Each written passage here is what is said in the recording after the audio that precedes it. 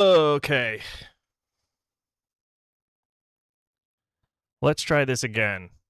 I don't know. I've rebooted the system. The system has been rebooted. Oh, I don't. Why is this full screen for me? That's fucking me up. Okay. Uh, so far so good. I think. I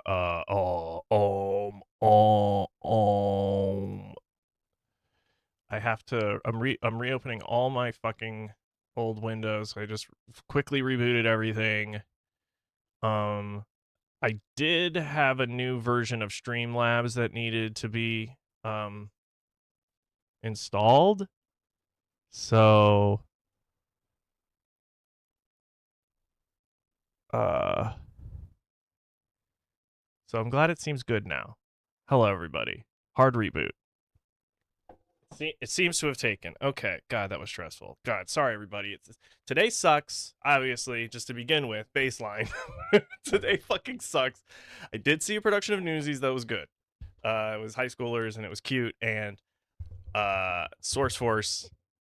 This is what I was trying to tell you before. My niece ran the lights, and she did a great job. She was running the lights. Um, anyway, it was really cool. Yeah, and this is the other thing. My hairstyle. I was gonna do a silly hairstyle, and I was just.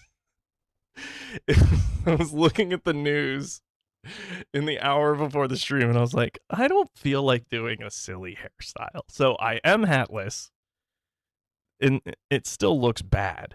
That's the thing. I don't have to do much. Um, but yeah, no silly hair. I'll do silly hair tomorrow. I promise I will do silly hair tomorrow. I have at least one more that's really silly and good that we will do. Oh, and I didn't mean to pause the making ramen video behind me.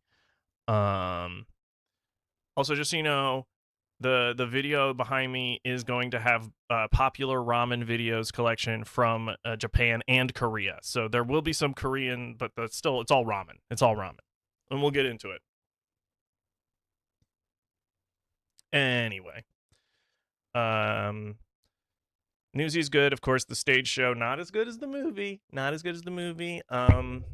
If anybody knows my biography at all, I've said this before on the stream, but my radical leftist it's Koreauary, who no, we maybe would do Korea's hard.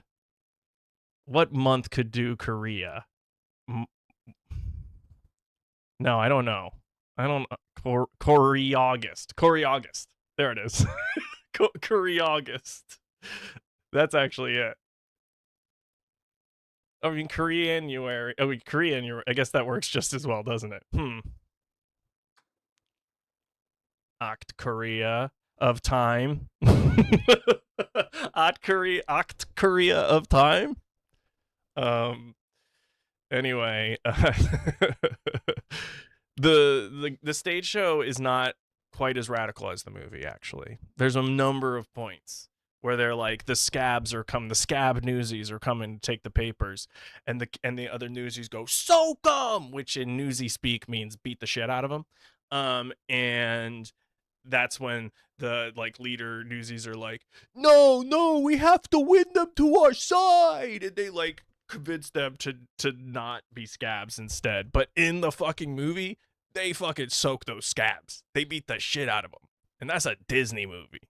Anyway, another thing that bothers me is they change a lot of the lyrics, and those are some of the last songs that Howard Ashman wrote. So it's kind of fucked. Just to and sometimes I don't even know why. It's just to like artificially expand the song. It's not, grumble, grumble, grumble. I love the movie. I really do. Sorry I've talked about Newsies for so long. We are going to talk about TAMPOPO, of course. But before we do that, we're gonna have to catch up with what else I watched this week. So let's take a look at that. Let's take a look.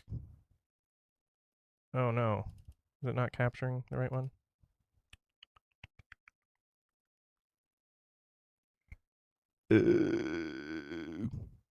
Oh yeah, there it is. Okay. All right. So, all right, Megadoc was what I watched after the stream last last week. Megadoc rules. Megadoc, I recommend Megadoc. Megadoc is so fun. Megalopolis, not good. Megadoc, great. Um, Aubrey Plaza, you know, is great. Shia LaBeouf is a main character in Megadoc, like as himself, and he's insane, but it's fascinating. Um, because Shia's in a place where he's like he has the most riding on. He actually needs the movie to be good, and everybody knows that it's not. Like everybody's like, "Okay, Francis, whatever you say, you're a legend. We will do what you want." It's Shia's like constantly like batting heads with Francis Ford Coppola because he's like, "It doesn't make sense to me," and it's like, Shia, it doesn't make sense. Stop. Anyway, Shia sucks, obviously. I'm not trying to defend Shia. Then on Sunday, this is bittersweet, and we'll get into it because Yuzo Itami, the director of Tampopo, which we will be talking. And I did watch Tampopo. I actually realized I didn't actually log it because I had just watched it 2 weeks ago. Yeah, the 6th. So 2 weeks ago, I had just watched Tampopo, and that was the first Yuzo Itami movie that I saw, Tampopo, back in 2022 when I was doing my 500 movies, and loved it. And then over the past few years, I've watched through the rest of his 10 films, just like Quentin Tarantino is going to go out on. Fuck that guy. Stupid Zionist. Anyway, oh, okay. You watched half of Tampopo? Anyway, it's a great watch. Actually, I split it up too because I was starting to get tired as I started on Thursday night and then I watched the rest yesterday on my lunch break. And it was great. This is the most happy making movie for me. We'll get into it. But Tales of a Golden Geisha was the last movie of Yuzo Itami's that I had yet to see. It comes pretty much in the middle of his filmography, and it's pretty good. I would say it's not in the top third or top half of those movies, but that's because he made a lot of good movies. He only made one movie that I don't like, that I would say I don't like it very much. It's not very good, and that is called A Quiet Life. That one you can skip. The rest of them, I'm glad you watched it for the first time. Take an ad break, please. It's like such an easy movie to recommend to people. I'm like, it's just such a good time. It's what a fun little thing. It's I can't wait to talk about. Suspect is hatless. Repeat, Ooh, hatless. thanks for the follow, Nanzo. Thank you. Welcome in.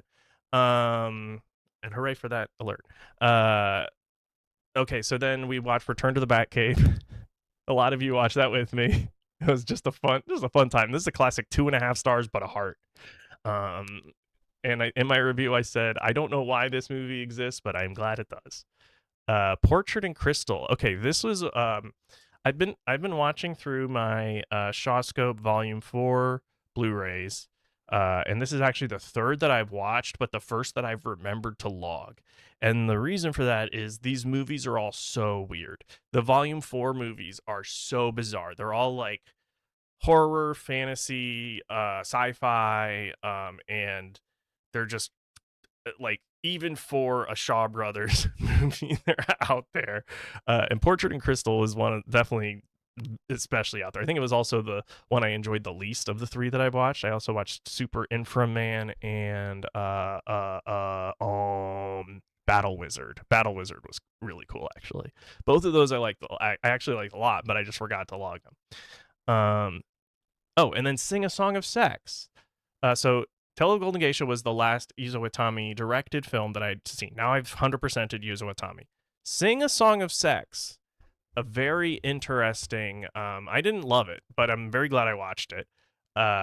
It's a coming of age story like sort of high school boys like it's pretty dark too. It's almost like it's like American Pie, but even more Clockwork Orangey. It's like because they're like fantasizing some pretty fucking gross, dark shit. These boys, but this movie um, is the movie where Yuzo Itami, he's acts in the movie. He plays the boy's teacher, who dies slash commits suicide possibly while they're on this school trip.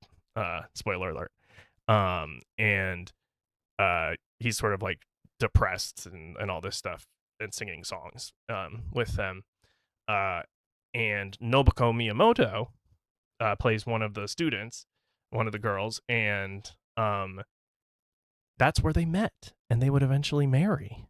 Yuzo Itami and Nobuko Miyamoto, one of the all-time great director star literal marriages. It's right up there with Cassavetes and Gina Rowlands for me. I mean, for me, it might even surpass. Oh no, I can't say that.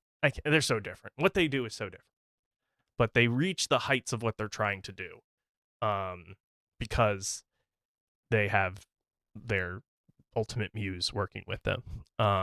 Love the relationship. Merrily we roll along. I'm going to try not to rant too much about this because it isn't musical theater as good actually anymore. It is now the Good Movie Chat About, and the problem with this is that it's not supposed to be a movie, but the director wanted it to be a movie. It's supposed to be a recording of a stage show. But the director of that stage show, Maria Friedman, when given the opportunity to film this stage show with the big famous stars like Daniel Radcliffe and Jonathan Groff, rather than capture the experience of that live stage show, so like giving you lots of establishing, being able to see the whole ensemble doing things, maybe trying to get you moments of, it's so like zoomed in on the three protagonists that it's like you miss so much of like the rest. It forgets that it's a movie. It forgets that it's supposed to be showing you a live stage show.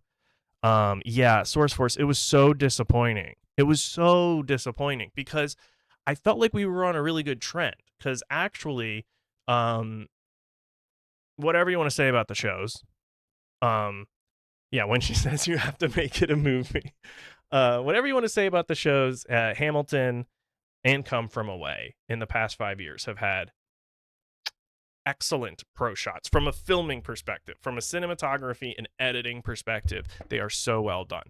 They give you the experience of seeing the entire they simulate the feeling of being there and experiencing the whole, and especially when they Come From Away, when it's like an ensemble piece. They still zoom in at times when the action really does, but it's like within the scene and it makes sense. There are constant cuts in this thing. It was like fucking Bohemian Rhapsody. Yeah. Oh, see, yeah. I mean, like they get too artsy with it, with the like sparingly, if you want to do it. And the thing that drives me crazy, and I've actually watched it on this stream before, like 5 years ago. There is a pro shot of this exact production of Merrily We Roll Along, just with a different cast, from 2014. The Menier Chocolate Factory in London, starring Jenna Russell. She's brilliant in it, and the whole production's great. And that's why, I can tell it's a good show because it's the same show. It is the same show. I actually haven't seen that Falsetto's pro shot because I saw it live, so I haven't wanted to watch the pro shot. But I should. I've heard it is also a very good one. But yeah, this was very frustrating. This is it's a step in the wrong direction, and it's like, you have a pro shot of this production that's already good, and now that you have big stars, you're gonna try to get too artsy with it. And also, they're making a fucking actual film of this property over the span of 20 years or whatever. They've already filmed like 3 sequences of fucking Paul Mescal and Ben Platt and Beanie Feldstein. Like, they're making an actual movie of it. you're not going to be as good. It's like the closest that I can compare it to is when they made the movie of The Producers stage show.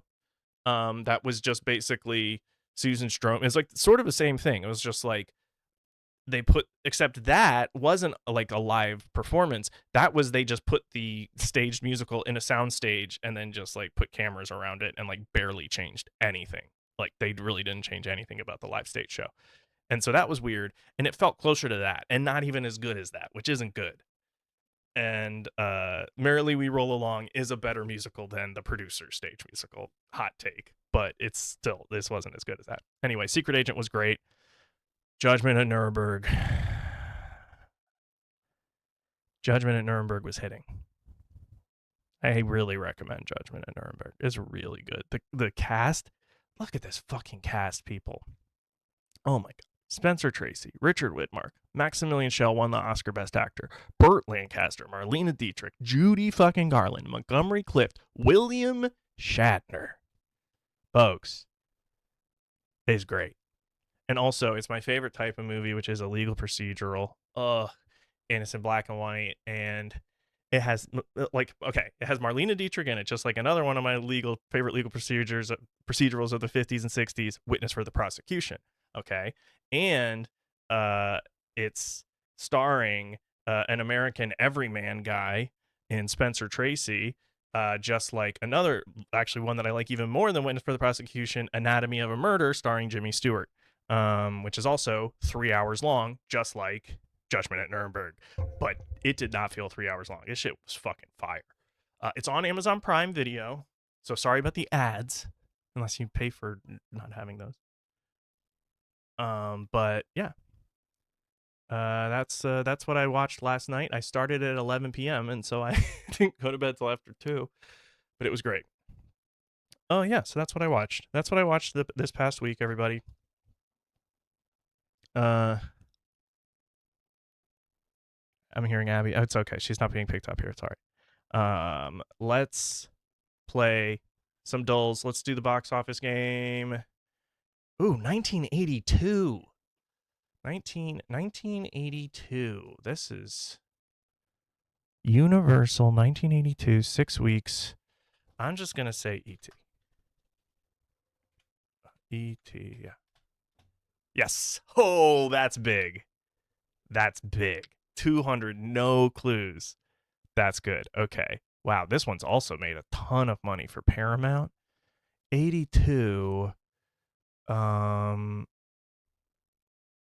58 weeks. Okay, so it's been it's been in the theaters for over a year.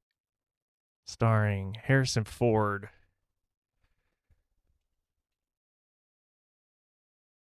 This uh except it's called Raiders of the Lost Ark and not, yeah. Yeah. Okay. All right, I just got the Harrison Ford clue. 58-week run. That's fucking crazy. I remember that the fucking Jurassic Park also had a over a year run. I vividly remember that from being a kid, of being in like thinking like going to the movies a bunch and being too scared to see Jurassic Park. I was too scared to even want to see it. And now it's one of my favorite movies. But and just going to the movies and still being like, that's still in the movie theaters. And it was like the next summer from when it came out. All right, this isn't doing as well. 20th Century Fox first weekend, only 4 million, and it stars Sean Young in a comedy. And Michael McKean?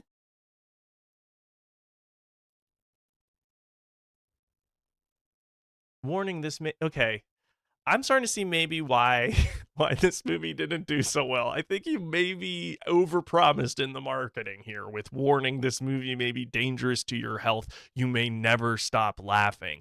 I think that pretends a 4 million debut and third place and losing to Raiders of the Lost Ark in its 58th week. I don't know. That's just me.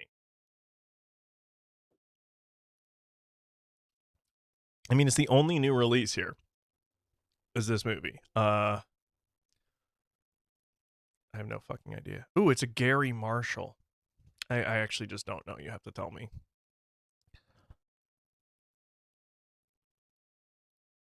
What the fuck? Young Doctors in Love? That's not real. I don't know what that is. Okay, Disney 82 is that Great Mouse Detective? No. Okay, hang on. I'm just gonna try to get this from Disney without any other hits. Uh, The Black Cauldron. No. Um. Oh my God. It's not. Because they did re-release this in the 80s. Okay. I have 7 misses remaining. Suspect is hatless. Repeat, Hey, hatless. thanks for the follow. Ace and Deuce. This is a daily dull game. This is the box office game. Uh Oh, you're in Discord. Okay, cool. Well, yeah, I'm gonna wait till I'm chatting about the movie. Did you want to chat about this? Here, I'll. Oh wait, I forgot to be in the call. I'm such a mess. I did have to fully restart the system. Uh, Ace and Deuce, did you want to chat now about this game, or did you want to wait for Tampopo talk? You have no clue what's going on. That's fine. I don't either. This is an especially loose one. Uh, Here, I'll pull you in. Ace and Deuce, what's up? You're in the call now. God, oh God, I'm here. Oh God, hi. Hi, welcome. What's Uh, how you doing I'm tonight? just here. I don't even know what's going on. I just saw that you're taking calls, and by God, I called. Hey, I love it. System works. I Yeah, always just like the to prove system out the works. system, so that's great. Um, Yeah, yeah, this is my good movie chat about. I do it every week. I will eventually get to our main topic. We're running a bit behind because I had to restart the whole stream because my shit was crapping out. But it has been better since I did the full system reboot. Knock you're on about wood. to make me have to pull up what movies I've seen recently. Oh, that's all right. Yeah, but Hang on. I know there's a way to do it. Hang on, here we go. yeah. I mean, I'm always pulling up on my letterbox. But anyway, what Disney movie came out? Okay, I'm gonna see. Oh, Jeff Bridges. Fuck. Hang on. You know what was a good movie I saw recently? What was that? Uh, they cloned Tyrone. I never saw that, but I have wanted to. That's with what's his name? I'm blanking on his name from Star Yeah, Wars. that shit was good. I'm not even like I can't complain. That was just a good movie. Uh oh, Tron Gitson. Of course it's Tron. Of course it's Tron. Um, is that a Netflix movie? Don't clone Tyrone. Oh jeez. Okay, there goes my glasses. That's Oh, fun. sorry. Ooh, Sylvester Stallone. Is this Rocky 2 or Rocky 3? I actually think it might be Rocky 3. Since I'm not on stream, I'll just do it this way so you can actually figure it out. Here. Oh, are you showing stuff to me? Yeah, Okay. I'm just Oh, hey, always what's here. up? Yeah. I just felt like since I'm not on your stream yet, you get to have the initial reaction without freaking out. Okay. Uh, So what's up, dude? Not much. I'm not gonna put you on the video, just so you know, but Yeah, dude. it's I it's don't totally care. cool. I mean, I just wanted to make sure that you know like the kind of person you're dealing with, brother. That's all good. Do you have any other movie thoughts? Shit. I mean, the problem is that I haven't really been watching too many movies lately, just because like the whole thing is that ultimately the time in which I normally would be watching movies, I just spend with my girlfriend, and we have like a large list of television shows that we've been slowly working through. So I've been watching a lot more like TV than movies, honestly. I mean, that's Wait, how what's you up. feel about TV? I am a much. I'm gonna be honest with you here. I am very much a I would be deeply offended if you weren't honest with me. movies trump TV, personally, I, but generally, I would agree with you. Yeah. I mean, I still watch TV. I've actually started some TV shows this week. I started from the beginning X Files Oh this hell week yeah, that's a because good one. I always need a good like before bed show. Oh yeah, that's a Um good time. Yeah. and uh hang on, I'm trying to get to And if you're like me, Revenant. like your before bed show is doesn't mean that it's like a show that you're gonna forget about. It's like it's some Right. shit that you're just gonna be like locked in on, and then be like, all right, I'm ready to go to sleep now. Yeah, one of my favorites that I've had in the past is the original Twilight Zone. Yeah, I watched all that. Oh my Yeah, god. it's Do you great. want to know how fucking wild that it? You know my favorite episode of the Twilight Zone, like where he's like, he's in the library and his glasses break after the apocalypse. You know, Mhm. Like I had literally that exact thing happen to me in real life, and I could not find it any funnier. um, Like literally, like when I had the realization that I was like, holy shit, I'm just living my favorite Twilight Zone episode. That's kind of fucked. yeah, like Like, that's my favorite kind, and that's why I think X-Files is gonna hit the spot. It's just a little story before yeah, bed, if and you want it's to like watch on that, its own. what the hell was the one that The Outer Limits? That's also really good in that way. Um, what the hell else is the other one? There's like another show that's extremely similar. Like there was the Monsters that was really good like that. Um, there's a lot of shows that were like in that time period where people were just putting out really cool shit. It's like we Yeah. don't do it as much anymore. Well, yeah, I mean that's like and I think that TV is its own art form, and I think part of the problem is that movies now try to be TV and TV tries to be movies, and so both have kind of gotten Yeah, crappier. that's a thing.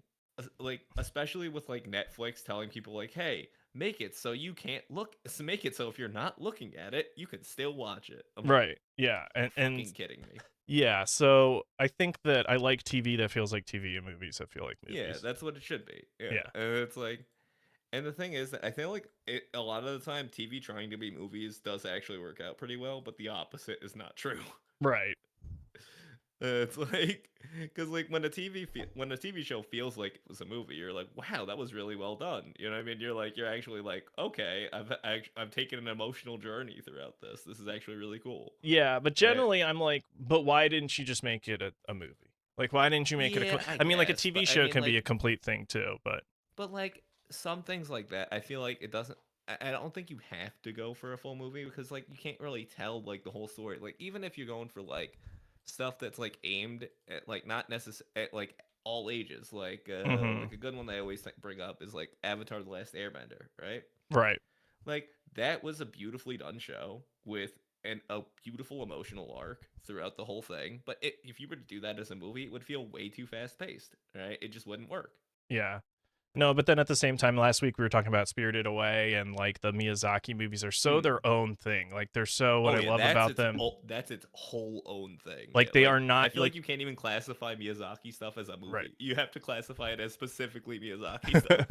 Because you can't map it onto what I would say Western ideas of like story Yeah, structure and stuff. Like sometimes it's like a hangout, sometimes it is like a fairy tale, but then it has like a something I've turn and it's like realized its own recently thing. though, in that same sense, is that I don't know what it is about like the way that Korean people tell stories in particular Mm. is very interesting and like in a way that I really enjoy. Like I have not seen a Korean story yet that I've been upset at. Yeah, they have a like I mean, just thinking, primarily Park Chan-wook and Bong Joon-ho and stuff, but like the two of those guys especially have such I mean, but even all the other Korean movies I've I, seen like Train to Busan and everything like they have I mean such a they have such even a like like stuff that's like indie stuff just by a Korean person. I mhm. don't know what it is about the Korean There's like mindset a with making wit or things, like but my God, it's always good. a satirical element somehow always in there that just Yeah, like it's can't always help good. that's Like just I'm be never going upset on. at it. Yeah. It's Well, like, I'm so much so that I read a lot of like manhwa now, which is yeah. just Korean comic books essentially. Right. Oh yeah, no, we're big on manga here. I'm actually gonna Yeah. let you go because I need to lock in on this game and on this TAMPOPO talk. But I really appreciate you calling Hey in brother, here, Ace and Deuce. I'm happy I got to talk to a stranger about movies for a little Oh, bit. You know? absolutely, anytime. I love it. Yeah, All I'll right. be back again in the future. You Yeah, know? feel free to hang out in the chat and whatever. But Yeah, yeah, dude. good to I'll talk probably to be you. hopping around for a little bit because my girlfriend gets home in like an hour. So All I'll right, see you sweet. soon. Hang on. All right. Well, yeah, chat with you later, man. See you soon. See ya. All right, that was Ace and Deuce. Hey, everybody, see the calling works, but I was really like, I need to connect to Tom Hardy or Leo. I mean, Leo should be easier than Tom Hardy, right? One of these motherfuckers is in Don't Look Up. The system absolutely works. Birdman. Oh, but you can't connect through directors. I don't think. Can I say Christopher Nolan? No. See, I can't say Christopher Nolan. But in Yuritu, is there somebody else that's in that? The only people I can remember is Tom Hardy and Leo that are in that. This should always go through Birdman. No, I don't do I don't do swanky percent here. God, everyone's in this movie, and none of you are in Don't Look Up, which everyone is also in. I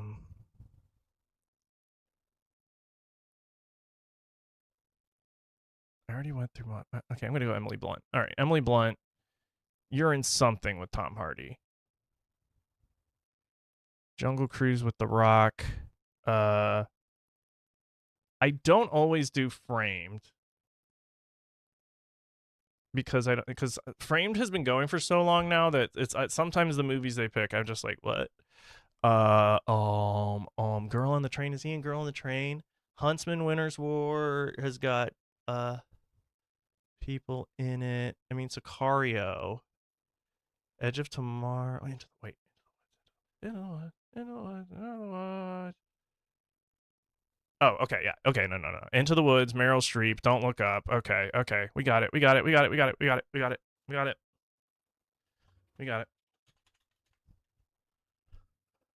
Revenant, we got it. All right. Okay. Oh, the poster title card. Here, I'll do Frame today. Let's look at it because this will go quick. I don't know. I'm gonna say, I actually don't know. I know it's not Memento, but I'm guessing Memento.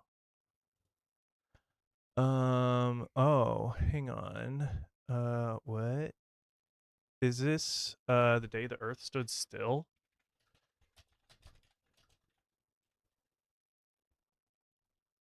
Or actually, ooh. Is it Elysium? Oh, it's got I actually just don't think I've seen this. Oh wait. No, it's Upside Down. I don't know Upside Down. See, this is why I say like Framed. I don't know what's Framed. I don't know what's Framed. All right, this is the last one we're doing, and then we'll get to TAMPOPO. So eager to talk about TAMPOPO. All right. So actoral. So we're starting in 1935. I know it's not Judy Garland because we had her a couple weeks ago. 1935 and through 1965. So they weren't around that long. Last movie was a romance. Okay.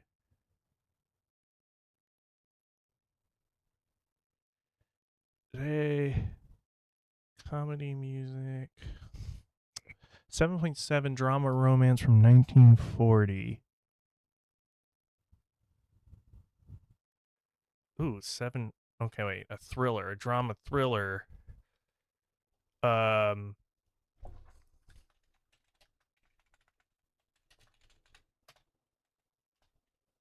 I'm trying to guess Grace Kelly, like the Mika song. Okay, 52 years.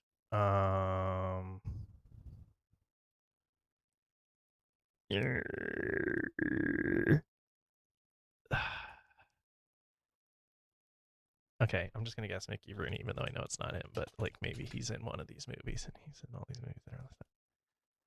Okay, no. So this is somebody who they died fairly young, I want to say.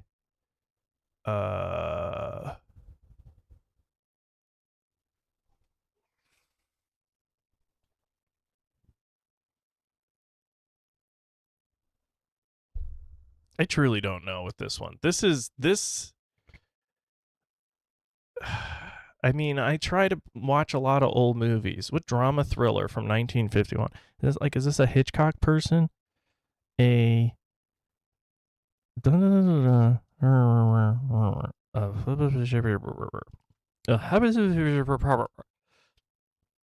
it's not a lot to work with here. I don't know. Here. Is it Tom Hanks?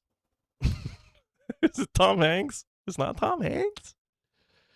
Hang on, I was close with Grace Kelly. I know it's not Cary Grant. He was in way more movies than this. And he was 82 when he died. This is someone died fairly young.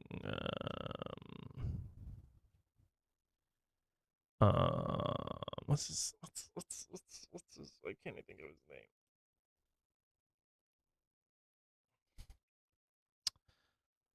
What's his name from Great Escape and Bullet and McQueen?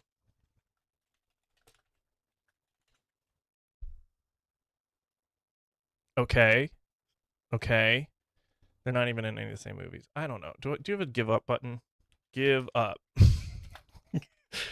Okay. Is it Amir? Is it Amir Khan? No. Okay. Is it Aaron Taylor Johnson? No. Okay. Is it Aaron Paul? It was Vivian Lee. Okay. It was not Aaron Paul. I just wanted to know who it was. I was not gonna guess Vivian Lee.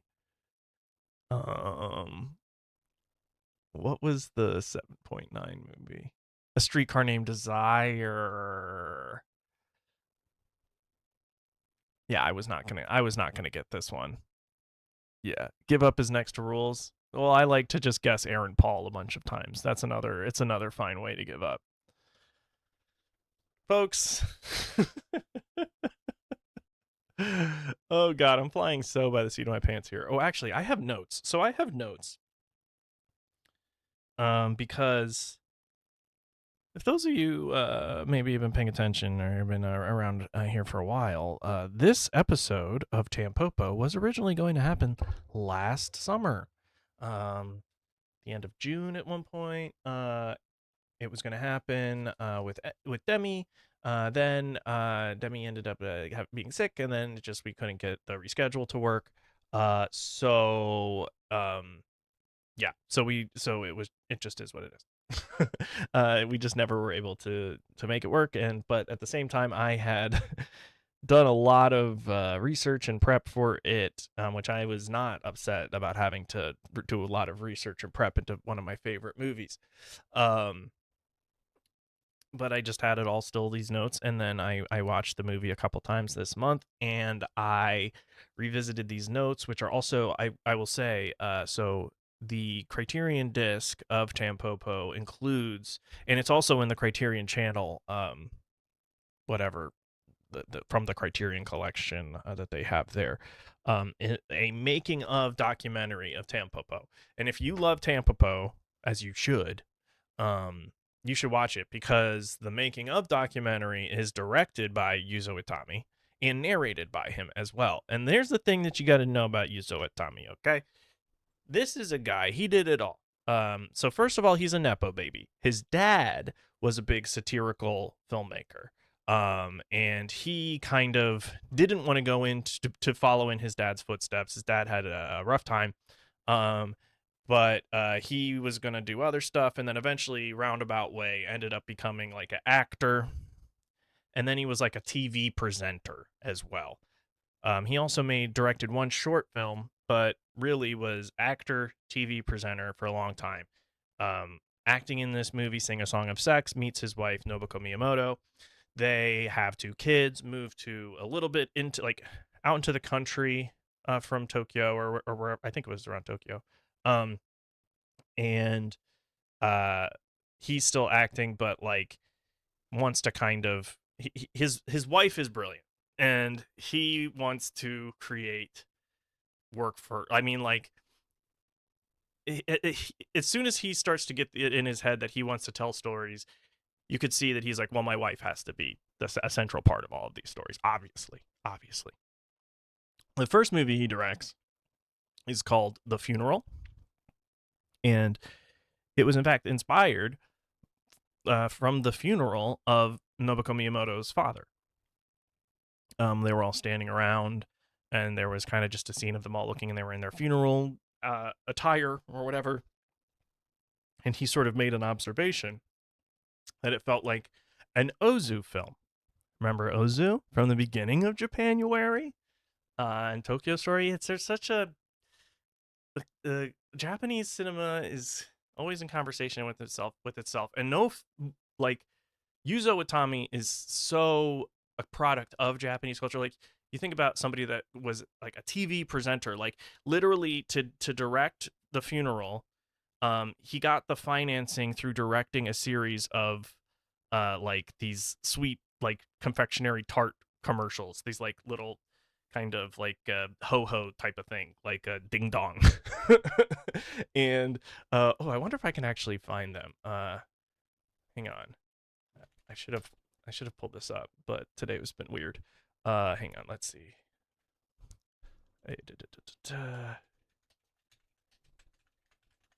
Let's see. Yeah, here we go. Let me share this.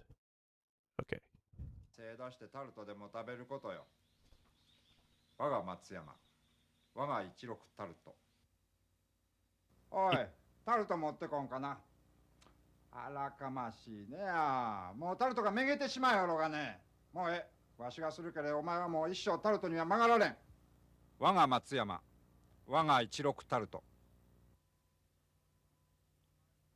どないしたんぞ。まあ仲居でもよかろうがね。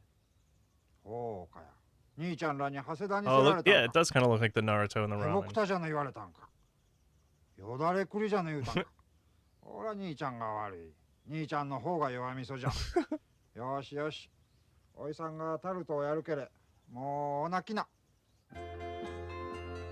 So anyway, he is making these commercials to finance, and I think he would continue to make them too, but to finance making the funeral, which was a pretty successful, especially for a debut feature in Japan. It was very well regarded.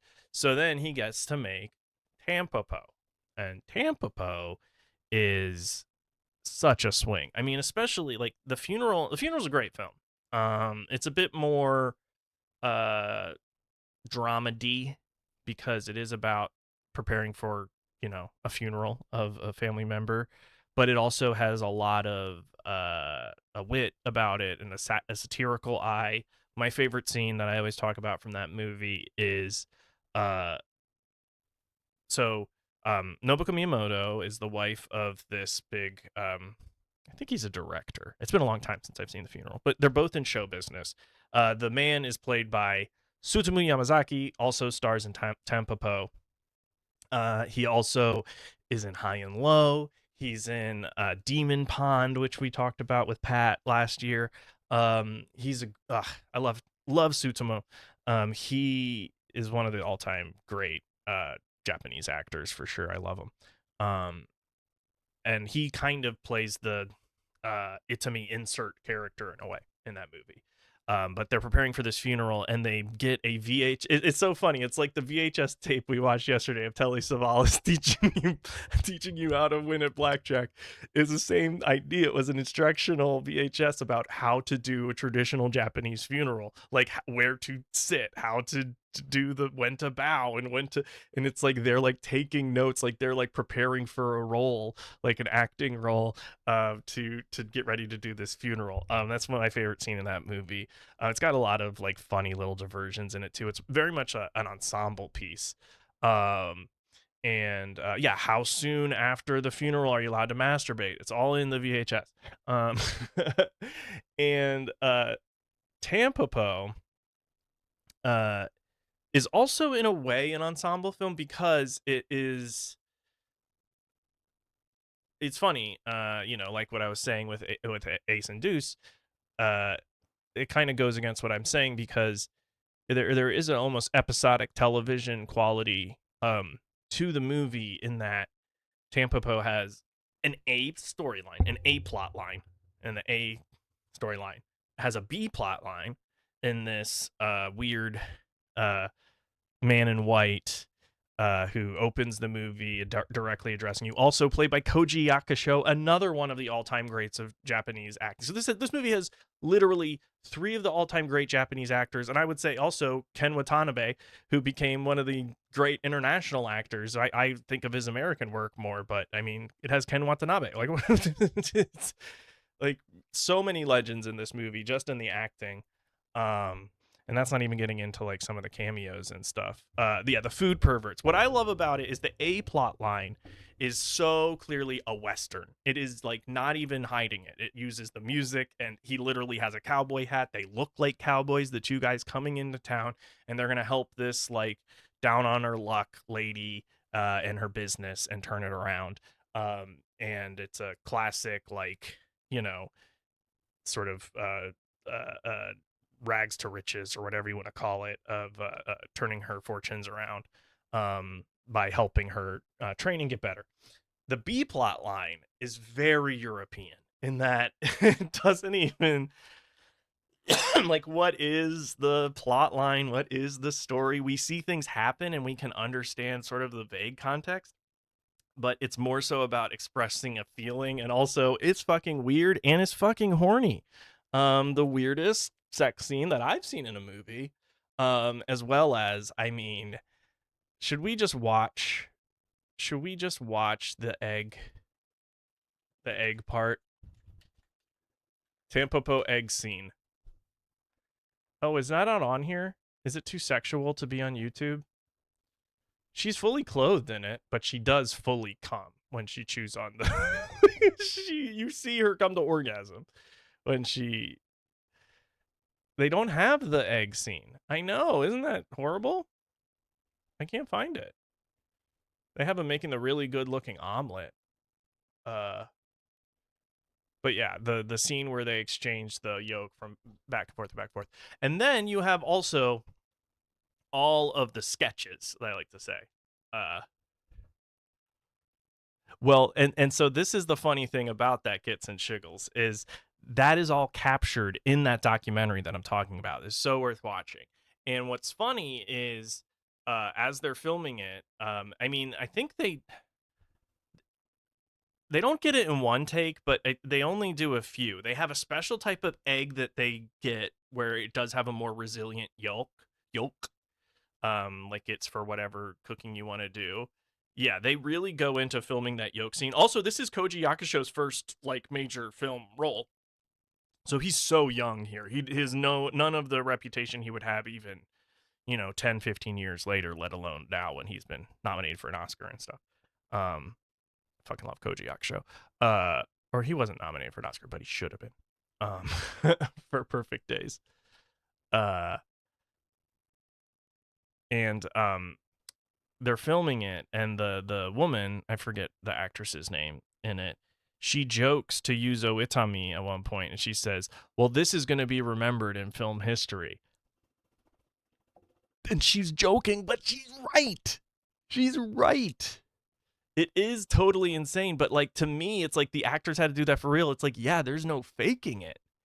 They really, and like, also they had to not just map the like exchanging it back and forth and having that in that level of trust in each other, but to also track the like she's getting turned on as she's doing it, and then when she bites it and it's like, and it like dribbles down her chin. It's so good. It's crazy, but it's good. And then there's all the sketches, which I love the sketches. I love all the sketches. My favorite one is definitely the first one. Actually, let's just watch it. Let's just watch it. My favorite of the TAMPOPO sketches.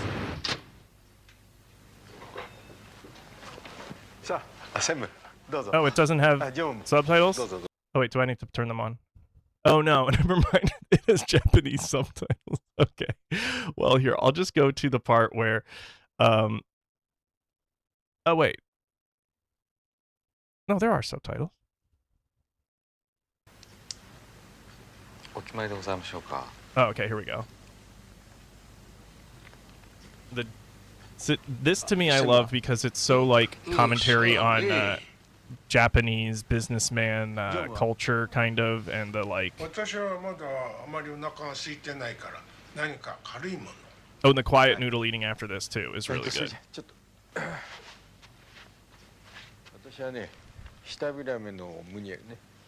So now, what is the chairman? What is the highest ranking executive getting? and then we will all order the Yeah. same thing. こちら様、僕も下びらめスープかサラダをお付けいたしましょう。コンソメサラダはいらないわお飲み物は僕もビールにするわこちら様。そうね私も And then 下びらめ even this guy being like, maybe I'll do this, コン maybe, ソメにしてみる maybe. お飲み物は He can't even fully commit. But if that's what everyone else is doing, maybe I'll do it. Yeah, and the waiter just getting increasingly disappointed with everybody ordering the most boring thing. And then, Japanese boy orders in perfect French, impresses waiter. 何なさいますか。ちょっと待ってね。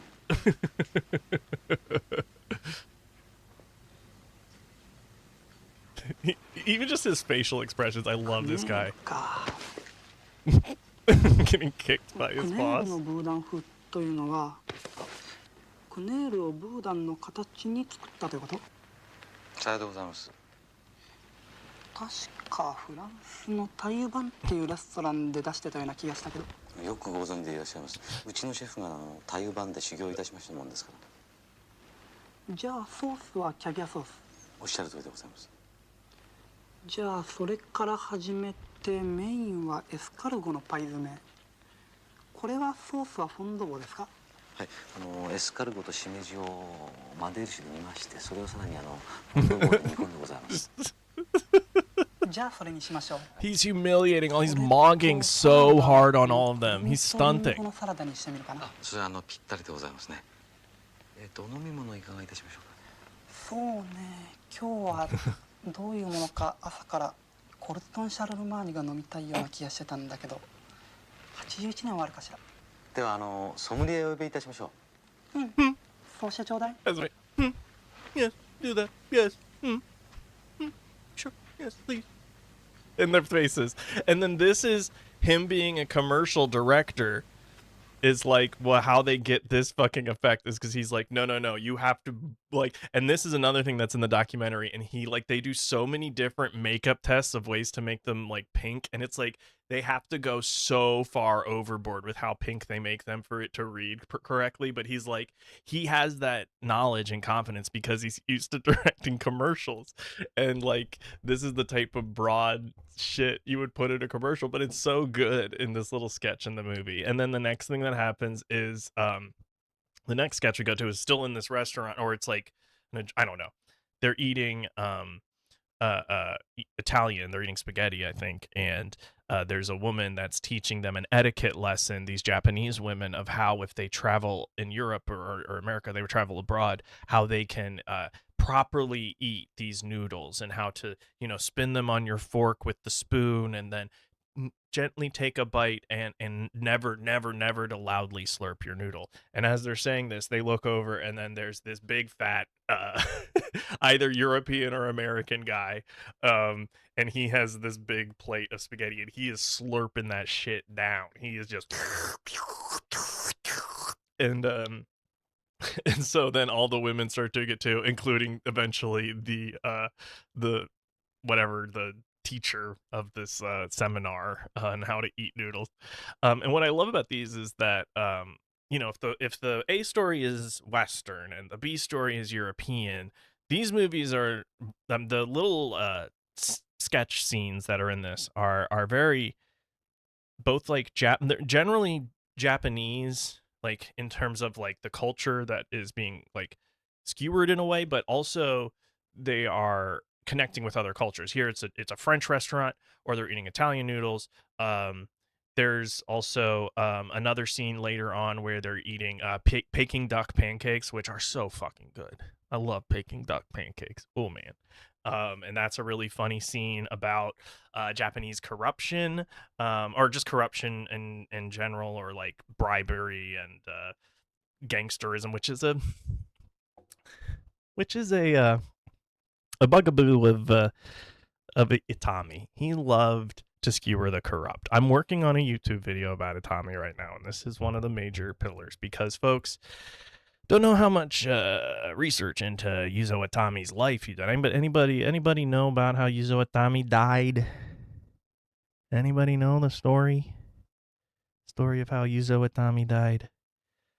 So okay, strap in, because this man who made this delightful movie, this delightful comedy about food, um, he made all these movies starring his wife. Well, you're not far off, 50 McNasty. Abby definitely knows. Just these lovely movies starring his wife. His next movie after after TAMPOPO, and we'll still talk more about TAMPOPO, but he thought TAMPOPO actually doesn't do that well in Japan. It kind of underperforms, but internationally, that's when he gets now like notice. Is it hits all over. I think like Ebert, Siskel and Ebert actually championed it, I want to say. Um, it's Europe and Western audiences especially really love Tampopo, at least the people that watch international movies. So it does better internationally than it does domestically. But then the next movie that Yuzo Itami makes is A Taxing Woman, and that crushes in Japan. That is his biggest hit commercially. It like sweeps the Japanese Oscars too. It like wins Best Picture, Best Actor, Best Actress, like all of it. And Taxing Woman is so fucking entertaining. That one stars his wife as a like basically IRS agent for Japan. And it tries to basically it's sort of if you've liked the movie Adam McKay's movie The Other Guys, it's sort of a similar thing where it's like, how do we make, financial corruption sexy and fun? Gitson, I see you're in the waiting room. I'll pull you in here in a second. But I first want to talk about how Yuzo Itami died. Eventually, as he's, wanting to skewer corruption more and more and more, he eventually makes a movie called Mimbo, or The Gentle Art of Japanese Extortion. And this is a movie as basically Yakuza has always been a very powerful force in Japan, especially post-war in the decades after. And some of that is owing to how it was depicted in films as always kind of, similar to the way that we think about Italian mafia. There's like, they have their own code and there's a sort of romanticism in how they're presented always in a way. That was, there's a similar kind of dynamic to the Yakuza where, some people also saw them as like the actual, like they would, work or with the police, and they would almost be like the enforcers for neighborhoods and stuff, or however you want to say it, but they would be actually extorting people for the protection money, just like the classic mafia thing. So he makes Mimbo, or The Gentle Art of Japanese Extortion, which within it basically contains how to avoid being extorted by the Yakuza. And Kiryu was around. Well, I do wonder if any of this is in any of the Yakuza games, because the reason we know, so I'm getting ahead of myself, but I will say this plays into Tokyo Vice, that book, and I don't think it's in the TV series, but it's a thing that we know thanks to Jake Adelstein from Tokyo Vice. A week after Mimbo releases, Yuzo Itami is attacked on the street by some lower level Yakuza guys. Apparently were not ordered by their whatever boss, but they did it to try to impress him, and he was happy that they did it. They slice his face all up. He has scars across his face for the rest of his life. And he spends like months in the hospital. And through being in the hospital for months, he gets the inspiration for his next movie, which is called The Last Dance, and it's about end of life healthcare in Japan, which is a very loaded thing in its own right. If you've seen Ikiru, there's some of that in there. And he eventually moves on, but after time passes, he makes a few more movies. They get the word that the next movie he wants to make is about this real kind of corruption scheme between I forget the church. It's some Japanese church and the Yakuza and a gang of the Yakuza. and this movie was going to satirize that and depict it. And basically, they planted a story that he was having an affair with a younger actress or whatever, and they said that they were going to reveal it to his wife or whatever if they gave him fuck, I forgot how they did it, but they basically were like, you can either shoot yourself or jump from this building and maybe you'll live. And so it was reported as a suicide, but his family never believed it was a suicide. His wife never believed. They never believed the story that he would actually. They were like, it doesn't seem like something he'd do. All of his movies kind of satirize the Japanese sort of social ways, like the way that people shame and things like that. So the idea of him being so ashamed about an affair coming out about him, also a lot of affairs in the movie.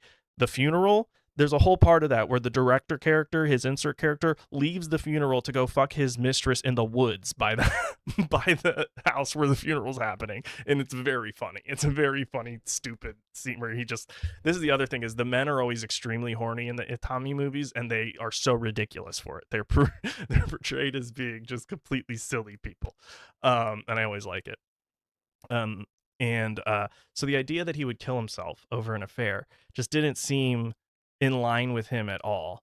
But in his suicide note or supposed suicide note, he wrote, that his wife was the most brilliant artist that Japan's ever known, and blah blah blah, and he didn't want to disgrace them or whatever. So yeah, that's why Yuzo Itami only made 10 movies, is because the Yakuza were haters. And the reason that all this came out was because basically it was something that was revealed to Jake Adelstein, the guy who wrote Tokyo Vice and was an American working as a reporter in Japan for several years covering the Yakuza, but also isn't the most reliable narrator in some ways too. I mean, there's a reason they got Ansel Elgort to play him for the TV show.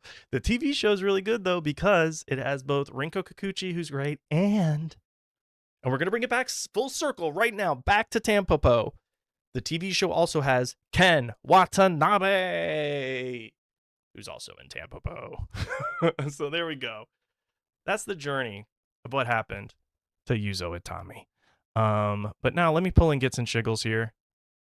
Hey there, Gitson. How you doing? Excuse me. Not too bad. How about yourself? Not too bad. Yeah, Jake Adelstein may be a fabulist.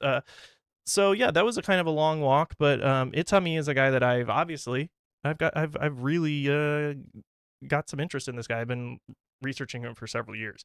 What are your thoughts on Tampopo?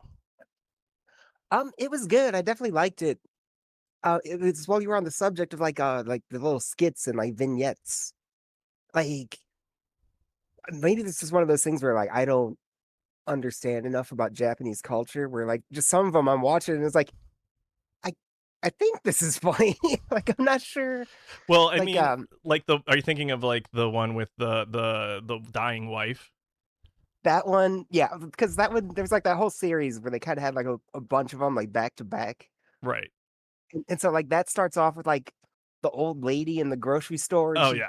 Well, which wants to also squeeze everything. yeah, so this is I really loved so some of these I'll admit that like my first watch they didn't sink in as much, but it's one of these things that as I revisit the movie, and I've rewatched this more than maybe any Japanese movie, and they kind of stick more. And I really love the supermarket now because to me it's like it's a movie that's very much about indulgence and the ways to indulge food. And so you have that weird sex scene. And then this is her way to, she just wants to feel it. She wants to feel it fresh and squeeze it. And it is awful and gross. And the supermarket guy gets mad, but it's like a funny dynamic. I don't know. That's why I like that one. Also, sorry.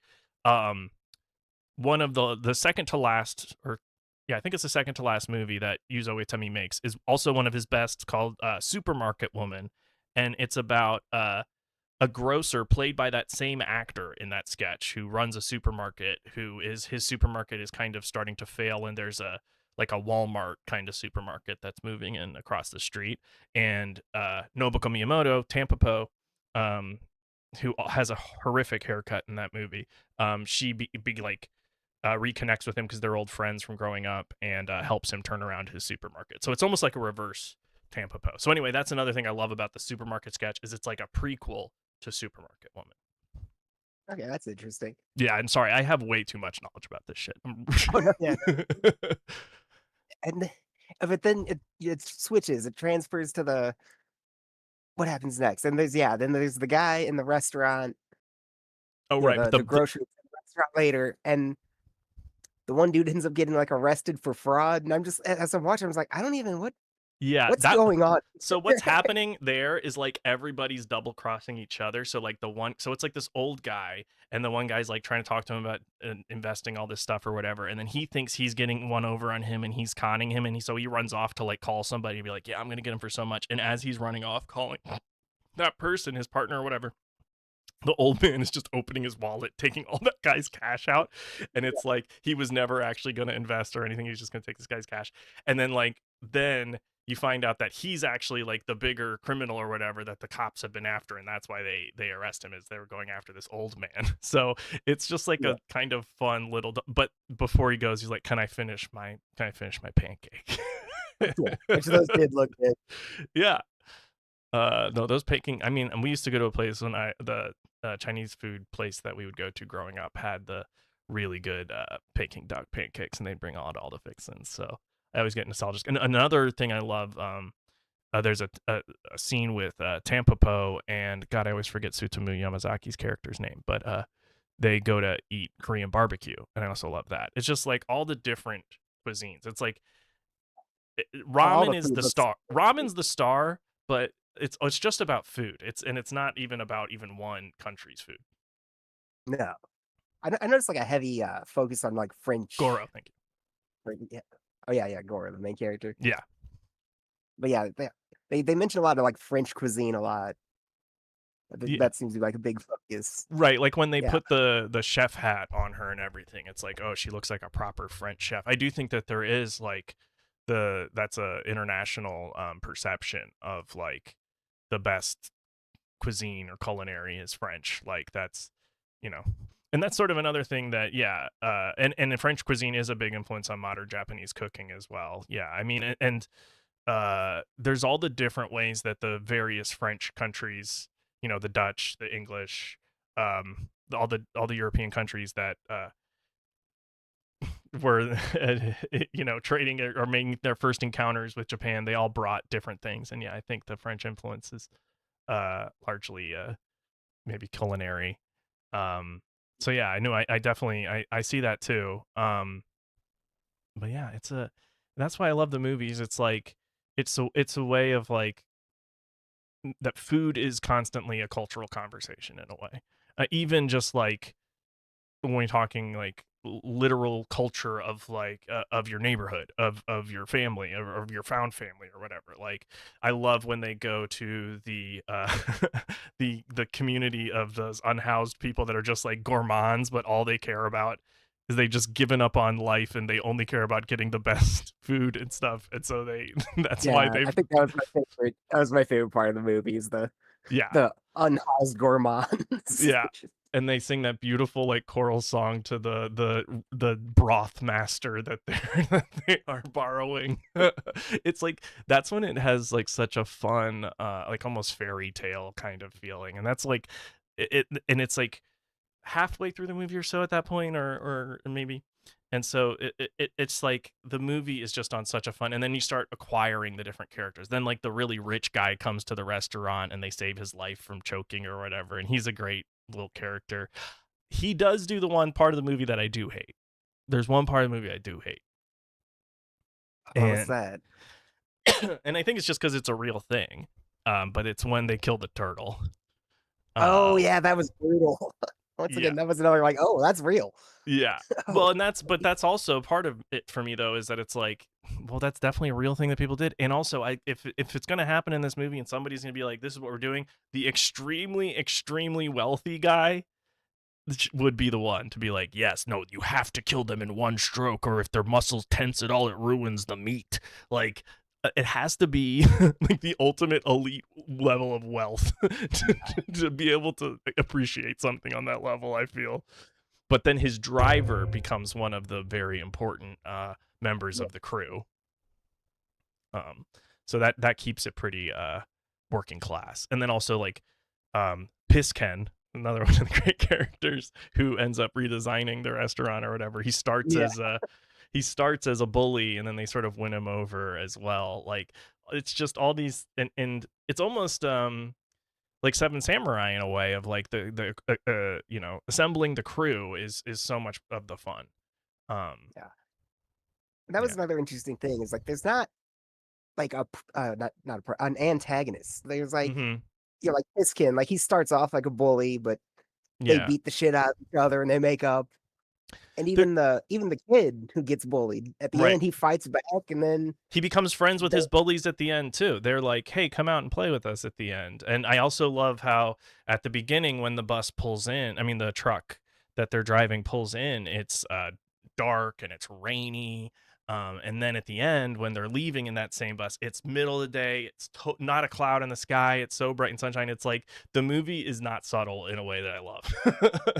It's like it is a fairy tale. oh right, but we got so far off track because I did want to talk about the dying wife Oh yeah. because that was another like. So yeah, after the one dude gets arrested for fraud, we see just a guy start running past him. We don't know where he's running to, what he's doing. It's like, is he running from something or to something? And then he gets home and you see his wife is there, looking very ill. Yeah, and like the doctors are like shaking their head basically like, Yeah. no, this is the end, Yeah. Yeah, and he's there. He's like shaking her, like, don't die, don't go to sleep, you'll die. He's like, go make dinner.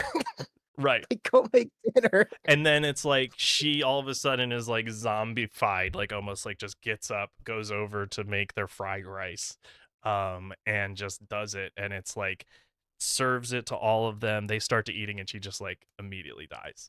And I do it, it's like it's not funny, but there is a sort of truth in it that I like. It's like Yeah, poignant. it's humorous. Yeah. like I understand what he was going for there, Right. but it's also like when the father was like, he starts shouting at the kids like finish your dinner. It's the last thing she ever That's the cooked. funny. And then That's the comedy of it to me is him being like, "You have to eat it. Shh, it's the last thing she did," and they're all crying as they're eating, and I think that's kind of funny. they're like Yeah. screaming and like actual grief. Yeah. Like, holy shit.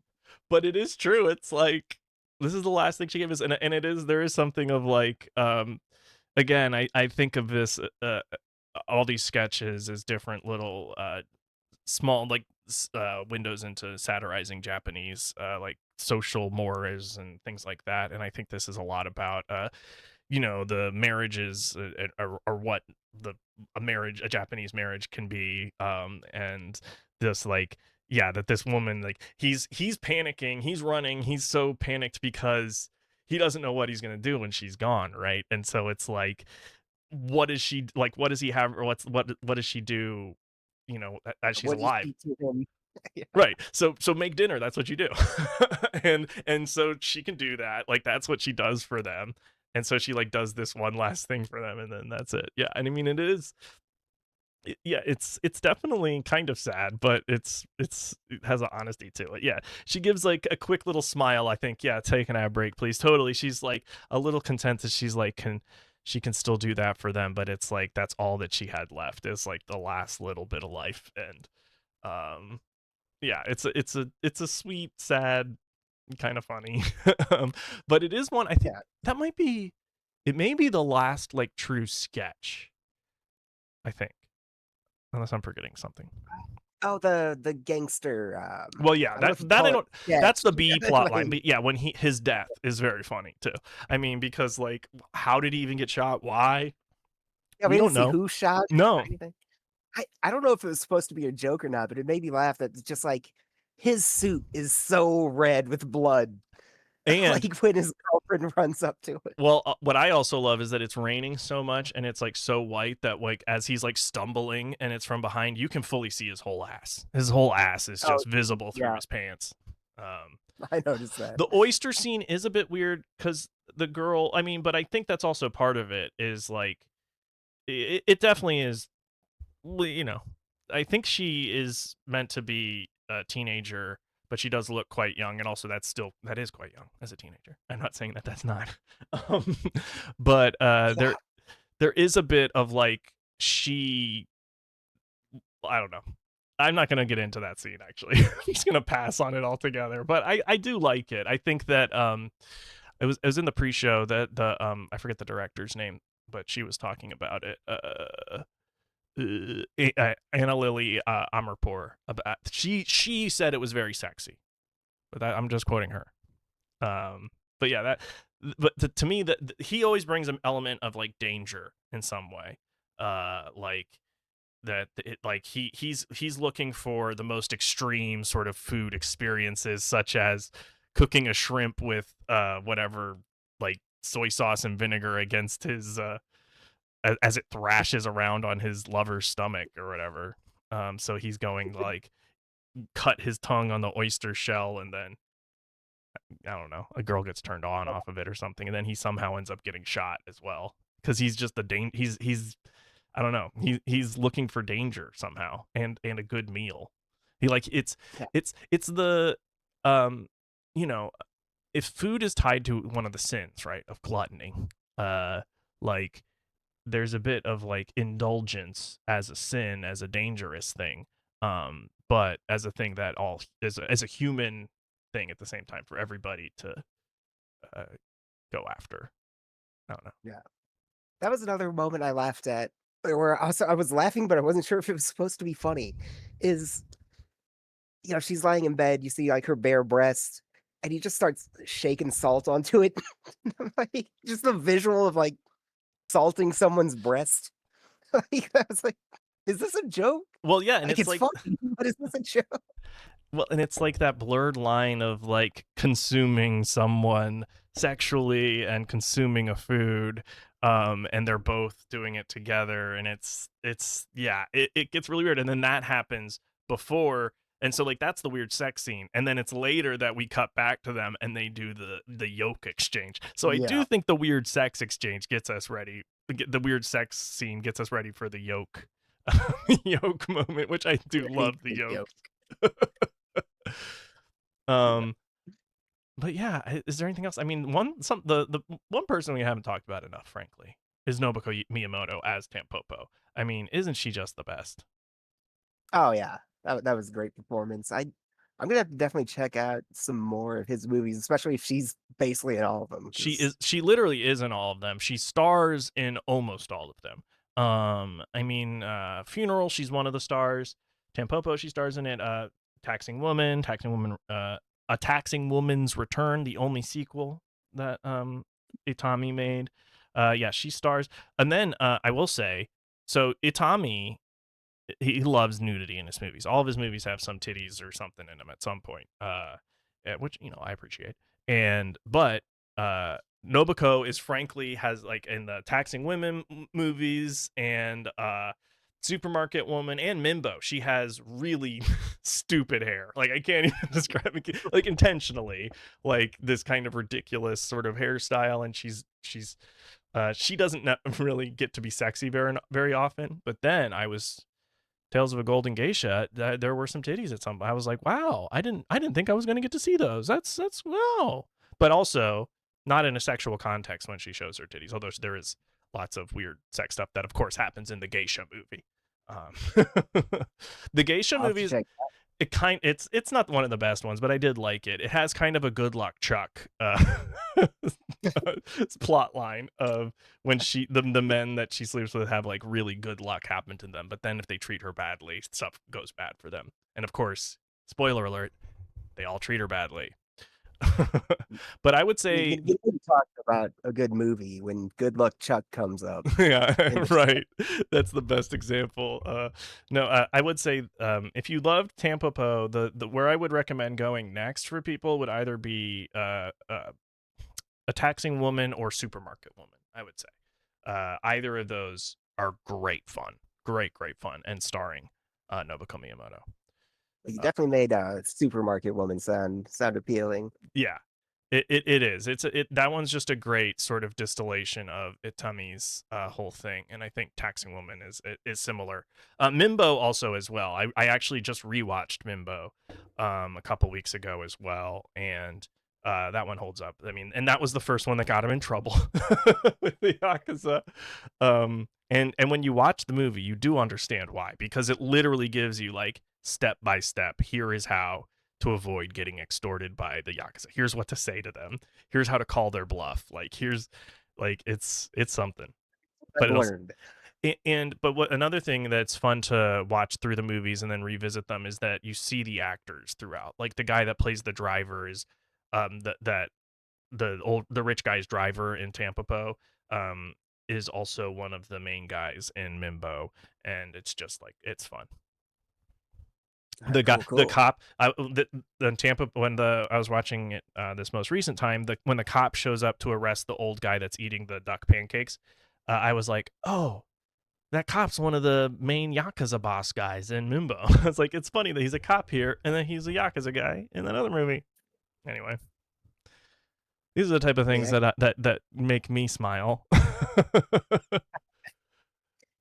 Yeah, well, I'm learning they might make me smile too. That's great. I'm really happy that you liked it, and yeah, I think a lot. I mean, a lot of the sketches definitely had me scratching my head the first time. I mean, just even when like the sketches started, it's like, wait, what? How do these people tie into the story? And then eventually having to be like, oh, they don't. It's okay. It's a riff. These are like little riffs that he's going on here, and it's like I described this movie in my most recent Letterboxd review as the film version of comfort food that is also about comfort food. Like it feels like such a well-rounded meal. You laughed, you cried, you got confused, you got horny. It's got a little bit of everything. Yeah. One last thing. Mhm. So when you're dropping frames and everything at the start of the stream, but you had that video playing of the girl talking about Tampopo and the Mhm. impact it had. And she was just like, and if when you're watching this movie, you're gonna crave ramen. Yeah. No, And you the entire time I was watching, I was like, fuck, I yeah. want that. That No, I looks so always good. say don't watch it on an empty stomach. Like you can't be hungry. You at least need to like have a snack. Like you should eat something.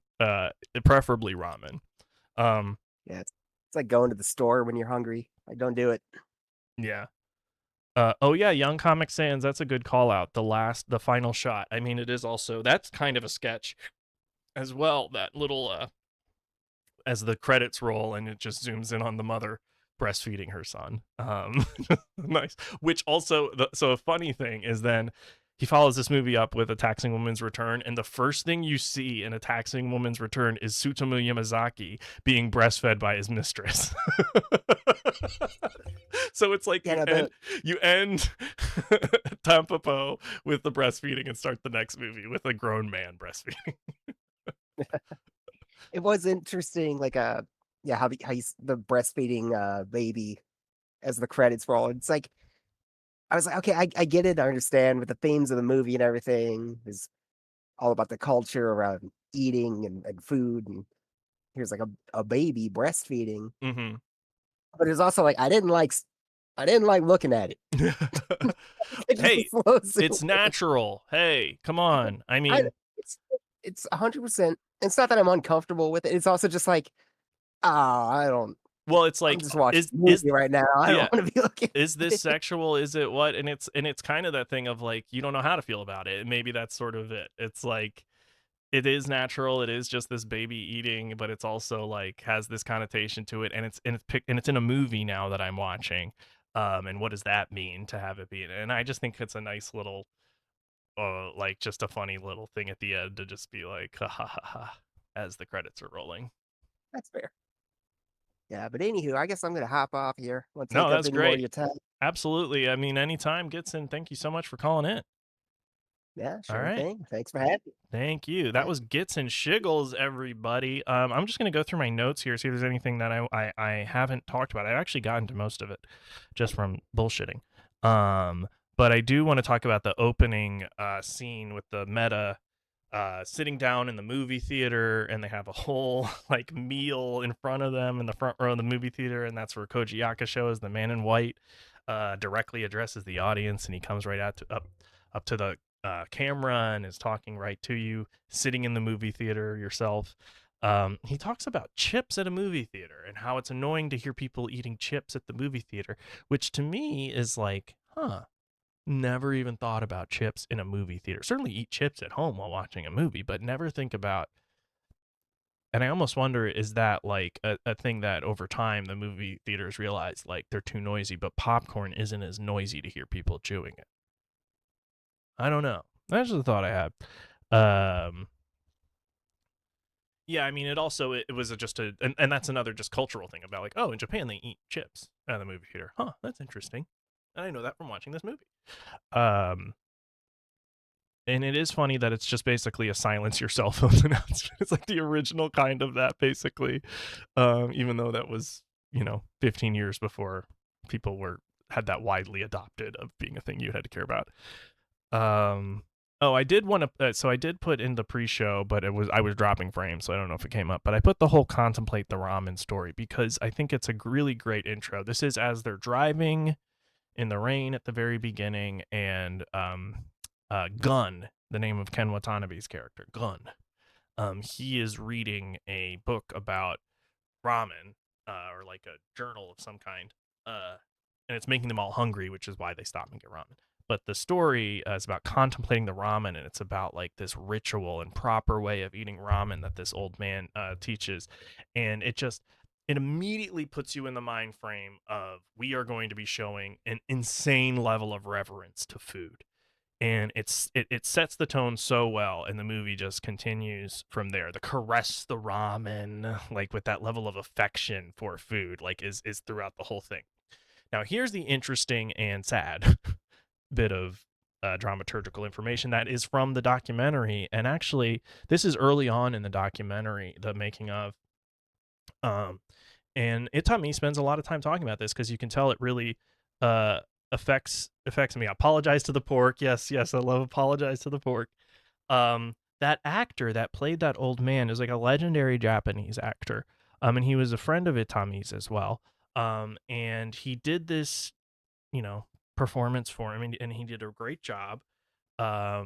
He seemed like a bit reserved, a bit in his head or something, or at times he seemed to be like maybe not having a good day, but he was being really withdrawn into himself.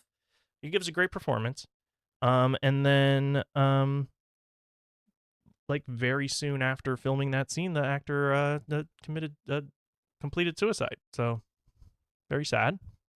And so a lot of the actual making of documentary is Itami being like looking at the footage and then filming and thinking about it and talking about it. It's obviously very sad, but it's interesting to hear Itami sort of grapple with that human.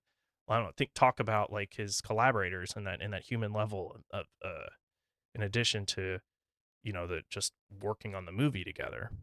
So anyway, yeah, not to bring it down again, but that is a true fact about the movie. A classic trope. I mean, we talked about the unhoused gourmands, but that is a classic trope of cinema, I think, for a reason, is the very poor and even the unhoused having the most culture and the most life. I always bring it back to in My Fair Lady, how the and Pygmalion, for that matter, how it's like we have to take Eliza out of like the low people and put her up with these fancy stuck up people, and then every time you see her dad and all the poor people, they're like, we're living the best life and we're dancing, everything's great and we love our life.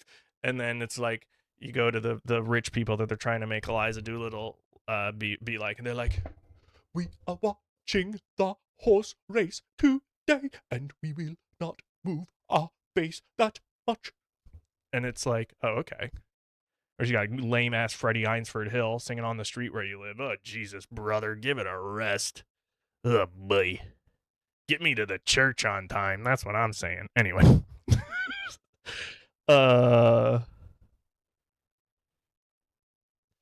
Yeah, what I love about the moment with the old man choking is it almost feels like it's going to be a sketch that's happening like next to them, but then it like he actually gets incorporated into the A story, which is just always, and that's another thing that just keeps you on your toes, that like these are sketches, but maybe it'll all of a sudden connect to the story. You don't know. Oh my god. Okay, so more about Nobuko Miyamoto. As she gets more confident learning about ramen, and she gets even more underhanded about trying to figure out all the ramen chef's secrets. Oh, I love that. Oh, that's so good. Uh I mean, my favorite is when she's with the driver and they're trying to figure out what the noodles are really good at this one ramen shop and what they do to get their noodles like that. And they can't figure out, there's like, they must let them rest after boiling, but how long, and blah blah blah, and they're trying to figure out exactly when. And so she goes, I'll do it. And she and Tampopo goes to the chef and she starts being like, these aren't as good as they usually are. Did you rest them as long as you usually do? And he's like, yeah. And he's like, and you use the same one? He's like, yes, I use this water. And he like basically ends up revealing all of his secrets to her by her just being a sneak. And it's really, really good. Oh yeah, I did. Okay. Pisken, who starts as the bully, but then becomes their friend and redoes the restaurant. I forgot that Goro and Pisken first have a they live fight. They have a fight that's like they live. It's fully Roddy Piper and Keith David. And then they become best of friends after that. Just like the fight in They Live. Anyway. Oh yeah, and then when they're planning the reservation, like the renovations that they're gonna make to the restaurant, and they're like going around, and Tampopo's just watching, and then she's going,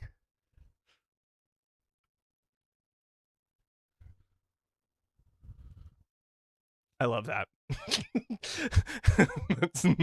that's the whole observation. I just love that. When Goro and Tampopo, just the love they have for each other is really, really sweet. I mean, there is kind of like a love story, but like they don't ever actually act on it, even though they clearly love each other. And you know, he ends up leaving at the end and letting her, you know, because he's a trucker. He lives on the road. He can't be tied down. He's got to be out and hitting that dusty trail. Um, Oh yeah. And then when they give her a makeover and it's just a bunch of guys and they're trying to critique her look, and Goro's getting really defensive and upset about how they're being like, she's a little mousy, and he's like, you motherfucker. It's so sweet. But I love when they go to have that Korean barbecue dinner.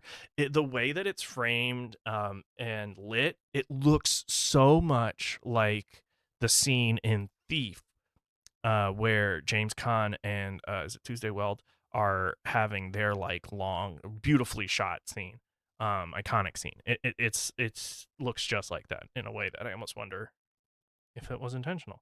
Um, oh yeah, and then when they oh, the don't give me ice cream kid, yes. Yes. Oh, that was an Ozu thing. I was watching an old Ozu recently, and there was a kid with a "Don't feed me, I have an upset tummy" sign. I haven't seen that one, but anytime there's kids in Ozu, I think of Good Morning, which is all about, uh, you know, the culture of kids and the culture of adults, and not too different. Um, but the don't give me ice cream, because that's also the guy who has the tooth that's really bothering him, and it's clearly like really bothering him when he goes to the dentist, and when they pop the abscess in his tooth or whatever, it smells so bad that the dentist and the whatever nurses, they have to like immediately run to the window and open it, and they're close to puking because it smells so bad. And they're like, you have to stick to soft foods. And so he's feeling relief, and he gets this ice cream, and there's this little boy just quietly looking at him, and he's got the sign that says "Don't feed me," and the old man just being like, you can have my ice cream. It's like, again, that's another one that's sweet. It's not even like, haha, that's hilarious. It's just like, I don't know. It's, again, poignant. There's like just like a nice little quality to some of these sketches. I do really love the "Don't feed me sweets" kid. The like when Tampopo's finalizing her recipe, and they keep giving like these trials and giving her critiques and stuff, and then when she finally nails it and she feeds all of the, you know, her five guys. That's actually what the five guys are based on. It's the five guys from Tampopo that teach Tampopo how to be a good ramen chef.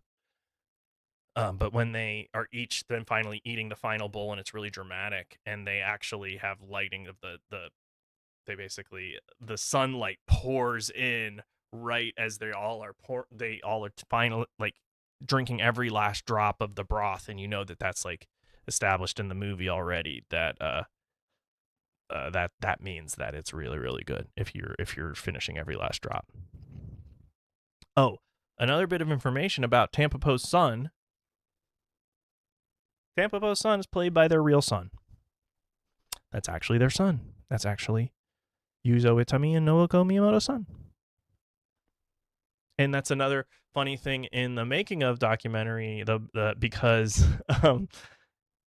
as he's like talking, like it takes a while into the documentary till he's finally like directing her in something, and it takes a while into being like the process of working with the kid and blah blah blah, to him being like, also I have a good relationship with this actor because she is my wife. It's like after it's like so long into it, it's like, yes, yeah, we know it's your wife, man.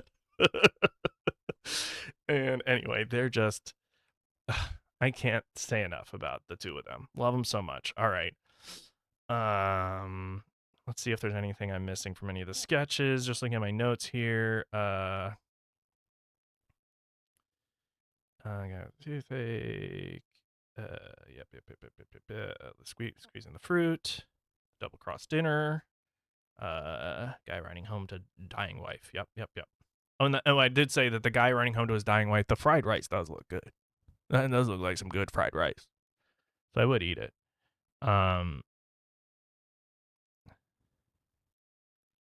Yeah, I think.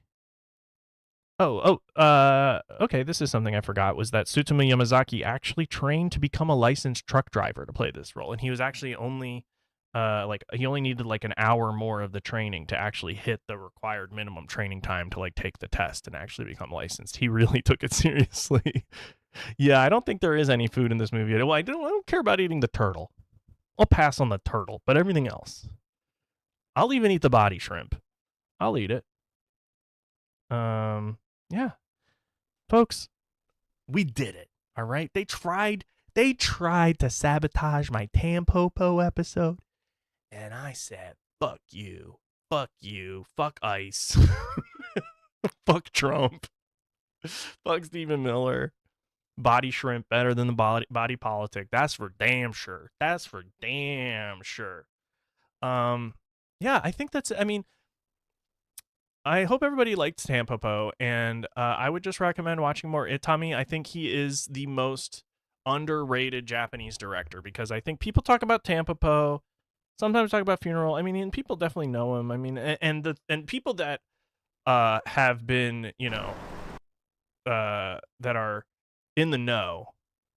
Like, I'm not alone in like, oh, I watch one Itami and I have to watch all the Itamis now. Like, there's other people that do that too. I'm not trying to act like I'm the first person to discover Yuzo Itami.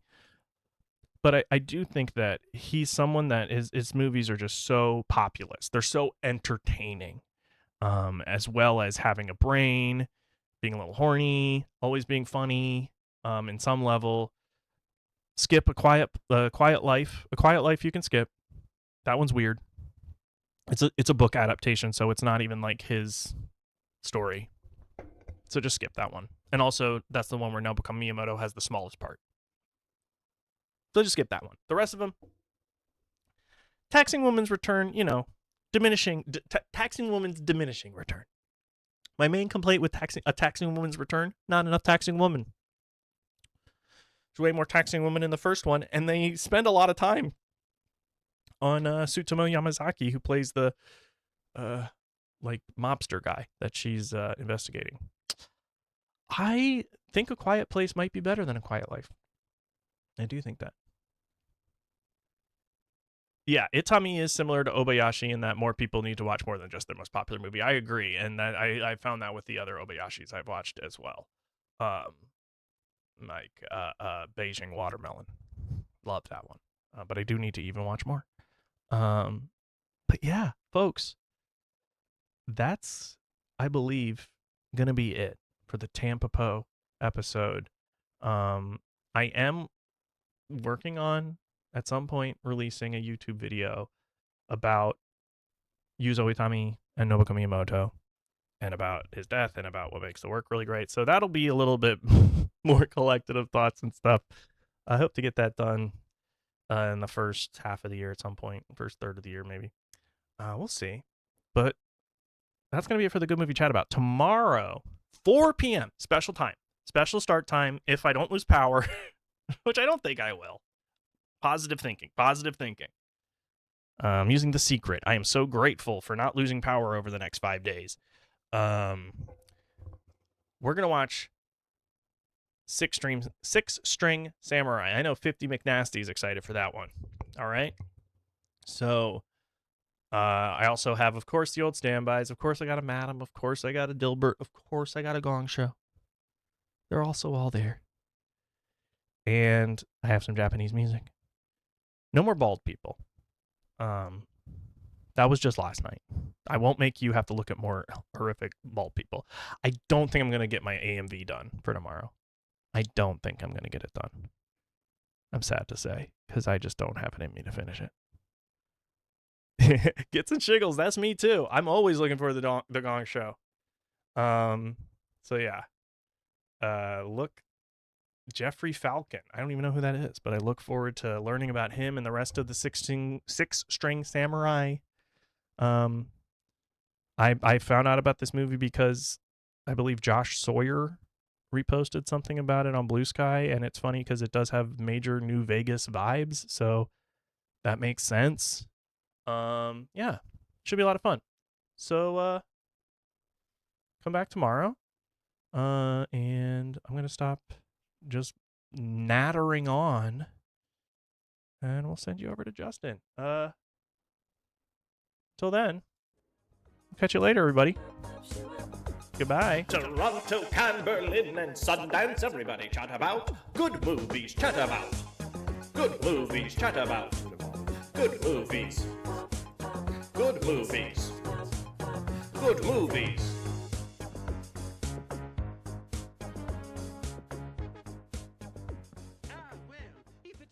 Lord Goo Goo. What's up?